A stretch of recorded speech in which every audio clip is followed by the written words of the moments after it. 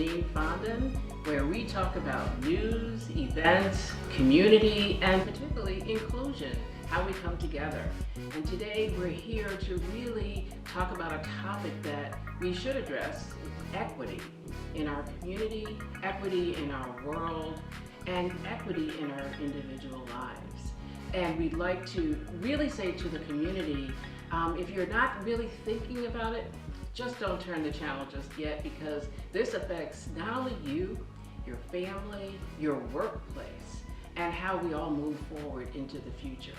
So with that, I'd like to introduce the first of our guests, which is Becca Coolong of the Human Service Forum, who has a conference coming up and equity series. So please tell us more about the series, and then we'll go from there. Great, so we have a 6-part series coming up. We are focusing on workplace equity. So we know that all equity lessons go through our whole lives, not just in our workplace, but we think that so many people spend so much of their time in their work environment that it is a great place to be building cultures of equity. So we are inviting our member organizations as well as people outside of our membership, and our membership encompasses human service organizations across Western Mass.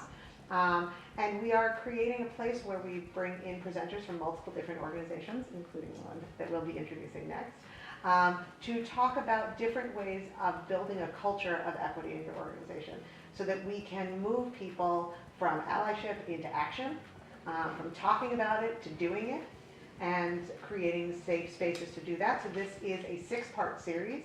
We're talking about language of equity, we're talking about different identities and how people see themselves as well as how they fit into broader cultures. And it is just a really exciting program that we enjoy sharing. We adapt it every year to try to stay relevant because this is a big topic. And it's not just one thing that makes up equity, but a lot of different things. So we look forward to seeing people, including Janine will be with us as well, and we look forward to sharing it with our community. Great, and just share the website just in case Yes, they want to, you know, it's a virtual program. It is, so if you go to humanserviceforum.org, you will find our website, and if you go from there, at the top of the page you'll see something that talks about trainings, and if you click on that, it will take you to workshops, and you can register right on there. And one of the things that we will say is that we want to make sure that we have broken all barriers to participation. So if cost is a challenge or if access is a challenge, send me an email, give me a call. We're going to figure out how to make that work for you. We were talking earlier, you just don't gatekeep equity, and we're not going to do that. So we are going to break down any barrier you might have for participation. So don't just look at it and go, oh, we can't do that. Look at it and go, I'm going to call Becca and she's going to help us make that happen. So that is a really important part of what we're doing. And it's so wonderful that you're going to have community leaders, business leaders, academics, Yes.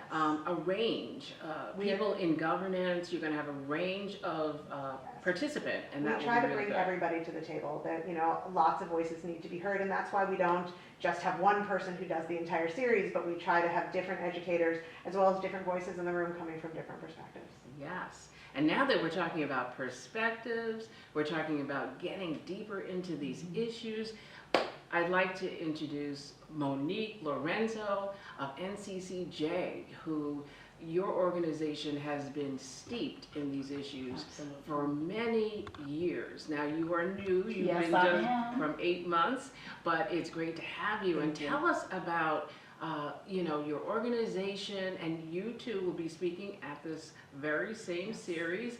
And what are the deep issues, and especially the history with your organization? Well, thank you so much, Janine, and thank you, Becca, for the invitation. So the National Conference for Community and Justice has been in existence for 95 years. We were established in 1927.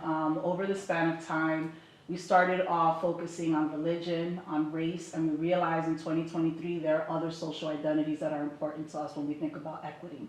So our NCCJ, we have 9 specific social identity constructs that we think about and that we inform and educate the community, and I'll just list them out for you very quickly. So we have ability, age, body size, class, gender, race, religion, sex, and sexual orientation. For us, it's about the intersectionality of how those co-identities exist within individuals, and more importantly, in the workplace. And how Becca and I came to working together is that we recently launched in February our Equity Leadership Alliance. And the Human Services Forum is one of 15 organizations within Connecticut and Massachusetts that are participating in our 6-month series. It's a hybrid model. So some of it is virtual, some of it is in person, but truth be told, what it's about is diversity, equity, and inclusion. Many times people throw in the J for justice, others throws in the B for belonging. For us, is really talking about these 9 social identities in the workplace, because for us, it starts in the workplace, but truth be told, we all go home. It infiltrates our families. It infiltrates where we go for faith-based and so forth. So we want to make sure that the talking points that we're having here are in the community at large. And wouldn't you say, as we look at the years in your organization and the years that we've all lived through for many of those years, but thinking about 2 issues that really jump out for me: income inequality and social mobility. These are the 2 issues that are really circling. And wouldn't you say that is a lot of that equity conversation from those 2 things when we think about it? Social mobility in this country, I mean, we are not at the highest levels of social mobility in the global, outlook. And income inequality, Massachusetts is perhaps at the top end of being a state that is definitely, facing a lot of challenges, not only with poverty, but this income inequality. And a lot of people think that's Boston, but it's not just Boston. So what are some of these deep issues, and how does this impact people? Yeah, so I can share with you that for us over the years, we have found that after the brutal murder of George Floyd, a couple of years back, that people weren't thinking about DEI in the way that they are now. When I think about, the terminology that you're using now, we talk about class, right? But we also talk about the intersectionality of race and class and gender. I mean, like I said, the list can go on and on and on. We partner with other organizations similar to Human Services Forum, where I'll give you one example right now. There's an organization in Connecticut called End Hunger CT. And they're talking about how do we get all young people to have school meals, right? So when I think about income, when it comes to food on the table for young people that are in school, it doesn't matter if you're making $100,000 or if I'm collecting benefits of sorts, a child needs to eat, right? But when you think about that child, the child comes from a household. I think many times people don't think about that individual. They need to look at it from a 2-generational approach and look at it from a household perspective. And those are the conversations that we're not having right now. And how do those social identities impact the household too? Right. And now if we jump to the workplace, what's happening in the workplace that really says we have an equity situation we need to address? I don't know if you want to address that. Sure, I mean, I can talk about that a little bit. We are seeing, especially in the human service nonprofit world, we have been having these discussions for a long time, and we have very theoretical discussions, I think, as Monique was saying, we sort of talk big picture, and that we are finding ourselves actively seeking places of action. And that's where our series is coming in, is that we're talking about, how do we take some of these learnings and turn them into action. Discussions are great, but part of that is for some people really taking it back to things like identifying communal language. Are we meaning the same things when we use the terms that we're using? We have to decide as a culture of an organization in the workplace what we are addressing, how we are addressing it, and what our expectations are, so that we can also move away from some of the more performative actions and into things that are more designed to have lasting impact.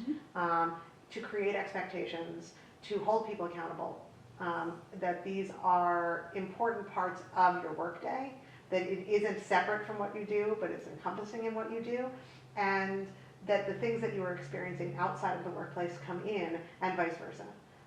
And so we think it's really important to have the workplace as a place that will continue to drive the conversations forward. We spend so much of our day in our offices, that if we are not driving those conversations in those places, we're not necessarily doing justice to the conversations that need to be happening. So when you're looking at the workplace, and this may be something you could address, is that we've got a pay gap, we've got a wealth gap, we have an education gap, and we have a technology gap. All of this really impacting the workplace. And so when you think of that, where will you enter with the equity conversation? Yeah, so I think for us, it's all encompassing what we're talking about right now, and the way that we like to label it at NCCJ is about courageous conversations. right? And I think a lot of times people don't feel safe in the workplace. They don't know how to confront that colleague of theirs that's making these inappropriate jokes at the water cooler, right? Or their boss is saying something to them about their hair. Or I'll give you one other example. You know, one of the new social identities that we've instituted over the past 2 years is body size, right? So when people are thinking about ordering furniture for the office, people don't necessarily think about can people fit in the chairs. They're thinking more of aesthetics. Does this match this, and how's this gonna look, and you know how comfortable it's gonna be for me, but keeping in mind that we all come with different body sizes, right? And I think that we need to be more mindful of that. Or, for example, something when it comes to religion, right? Bullying in the workplace is real. Harassment in the workplace is real. Hostile work environments and toxic work environments are real, and that's because people are not confronting those issues head on. And part of what we're doing in our Equity Leadership Alliance is having those conversations so that people know that they're supported, that they're not alone. And when organizations or institutions create these DEI positions, right, making sure that they have the support base that they need so that they can thrive, or when they have a problem, that Becca knows she can call me and we could brainstorm what that situation is and how does she go speak to her manager, or is that an HR issue, you know, that comes up. So I think those are the type of conversations that are not taking place right now, especially when it comes to, like I said, race and religion and identity overall. Absolutely. Yeah, and you know, one of the things I also want to lean into with NCCJ is discussions that we've had around restorative justice. Yes. Because that's another piece that is really important to talk about. That, you know, what do we do in our workplaces, in our lives, when things have happened, in particular when we are an aggressor and unintentionally so. Because microaggressions, as we all know and have talked about, are real, and many of them are also in the heart of those who were aggressed against, not in those who did the aggression. However, there still has to be this piece around restorative justice to take some of that toxicity out of the workplace, because not all of this is intentional. Right. But it is societal, and it is cultural, and it is years and years of behavior being acceptable and okay, and people started accepting it. And one of the wonderful trainers that we work with at NCCJ said in a training that we were in to think of restorative justice as, who are you putting the Band-Aid on when you apologize? And that really stuck with me from that training. You know, when I say I'm sorry for something I've done, am I saying it to get you to forgive me, or am I saying it to actually let you know that you were seen and heard? And if I'm saying it so that you tell me it's okay, we're not really in that restorative justice phase. And helping our staff understand that it is not to sit there and go, oh, I'm sorry, until you forgive me, but to be able to address it, own it, acknowledge it, and let that be part of our workplace culture so that we can start breaking some of that toxicity. Absolutely. So I think that's a great piece that really goes across from personal into the workplace, and definitely comes out of trainings that you all are working on. And I think for us also, you know, being humans is complex. It's not easy. It's not easy when you throw in all these social identities coming in, and no matter where you're living, people have, you know, these deep-rooted issues that they may not be able to address because they never had nobody to talk to, you know, about them, or never had an action plan to figure out, how do I assess my organization? Is my organization diverse? You know, how do we work towards that? And I think one of the things that we've started doing, we have a tagline that NCCJ, we help humans human better, right? Because at the end of the day, we're all here, and I don't think people have malicious intent all the time. They just don't even know the issues that they have because no one's ever approached them about it or confronted them to say, this is what it is that we need to do, so that you can understand where I'm coming from. I understand where you're coming from a restorative, transformative place, so that together we can come to a common ground.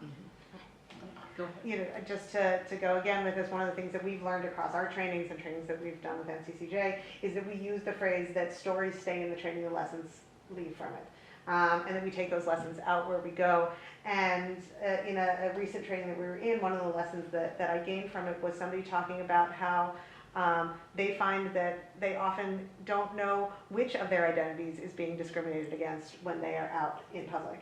And then sometimes they've gotten to the point where they're not even sure if they're being discriminated against, they're just so used to feeling that way because they have so many visual identity challenges. And hearing those pieces and understanding that sensation is out there for somebody. And, you know, I've done so many of these trainings over the last several years, but we learn something new each time we sit down and listen. And these are great places for us to speak, but they're really great places for us to listen.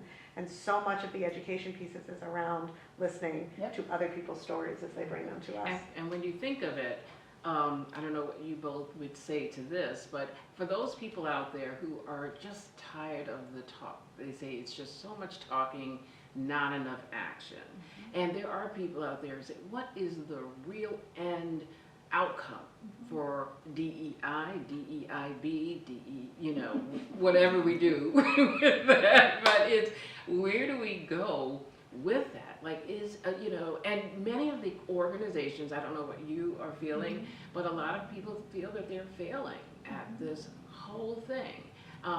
Where are we to take all of this with the training, getting people to understand that talk can matter, but at the same time, we're not seeing the fruits in a lot of these organizations. They still suffer with retention. They, there are many issues that they really face, and even managing these initiatives around DE9, that even working with diverse vendors that may not be, the strong point of a lot of these. So how do we get, and it goes back to your theme, moving forward with action, understanding that people are just not, in some ways, getting into action. Absolutely. What do we do? Yeah, I think the first step is acknowledging that there's a problem. And sometimes people don't want to acknowledge that there's a problem because it's comfortable. It's comfortable to be complacent, and it's comfortable to say, you said something to her that was racist, I heard it, I laughed about it, and I went back to my desk and did my work, right? So I think that's the first step. The good thing about the Equity Leadership Alliance, Equity, I did say it correctly, I'm so sorry. The Equity Leadership Alliance is that when we're working together with people, we customize our plan so that we're working with people individually, right? So your organization may need an affinity group, so that there's spaces for people to talk about issues that they have going on. In your organization, it may be a consultation with the board, because the board needs to be more diverse to represent the communities that they serve. In my organization, it may simply be that we have to assess, what are these social identities? What are the things that are coming up? And it's a survey or it's a focus group that we're doing with people. But I think a lot of times people make assumptions of what they think the problem is without asking you.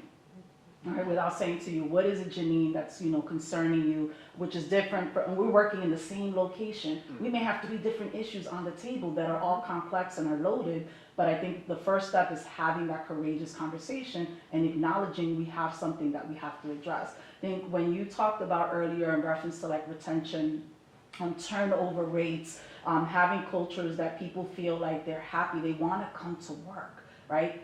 You create those spaces by having safe spaces where people feel comfortable to talk about things when things come up. But more importantly, that things are not coming up in that capacity, because people are aware themselves that, I have these microaggressions, and they know what their triggers are and they know how to acknowledge them for themselves, so that doesn't come out and harm another individual in that process. So I think it's multifaceted, it's multidisciplinary, it's holistic, and it's really thinking about all of those aspects at the same time, as complicated as that may sound. And one of the things that we were just talking about earlier when we had breakfast is people don't graduate from the equity series. They don't graduate from the Equity Leadership Alliance that we have together, because we're lifelong learners. You're not going to come out of these trainings with the magic bullet and the toolkit that says, here, Janine, all your problems are fixed right now. You'll never deal with racism again.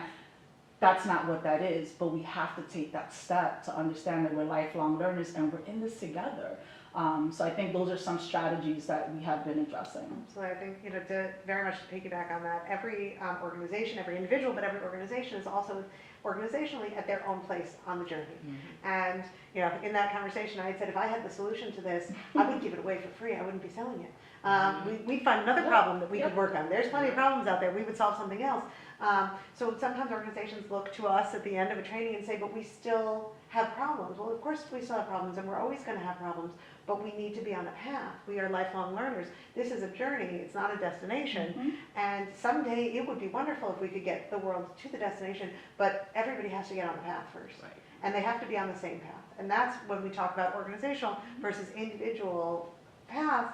As an organization, the organization has to be on the same path. That sometimes has to come from the board, it sometimes has to come from leadership, but there has to be a decision and a direction and a definition of when we talk about adding diversity. What do we mean by that? We're sitting here, we have 9 identities that we're talking about over here, and we know that NCCJ is already talking about at least another identity that they're talking about. So when we as an organization say we want to be more diverse, what does that mean? And that can mean something very different for my organization, which it does, that would mean for your organization or for anybody else's, because we all have a different role to play in the continuum of diversity in our society. And each organization has a different step along that path that they need to do. And that leads into the fact that that opening session that you have is just going to be opening some of the larger commentary around the topic. And your final session, which is going to focus on measurement and accountability, and some hard and fast tools that people can really employ to make sure they are keeping track. And wouldn't you say, and as a closing comment for this interview here, would love to know your thoughts on how do we get to truth and reconciliation? Take 2 minutes. No. I think we do it in two ways. One is that we create a safe place for people to say how they feel, and we create a lesson for people to listen. You know, when we started this journey several years ago, and I've again sat through many, many trainings, there are places that my biggest learning was how to just sit back and be quiet and open my ears and open my heart and let some of my own personal go to the side when we're not talking about me. It's not my turn. And that's okay. It doesn't negate my experience to let somebody else's experience shine forward in this moment. And letting me being quiet created a safe space for somebody else to have their voice heard. And so for us, I think that is how we start this process. Organizations like ours are trying to create a place for people's voices to be heard and a place for people to learn how to listen. Right. Absolutely. I think for me, my bumper sticker for that would be amplifying voices.